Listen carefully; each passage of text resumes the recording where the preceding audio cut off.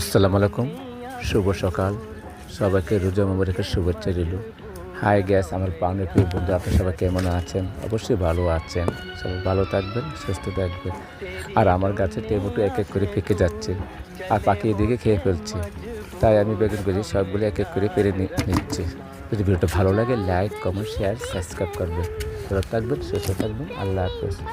আপনার দুটি হাত অনুরোধ করে বলছি, অবশ্যই সাবস্ক্রাইব করবেন, দয়া করে ভাই।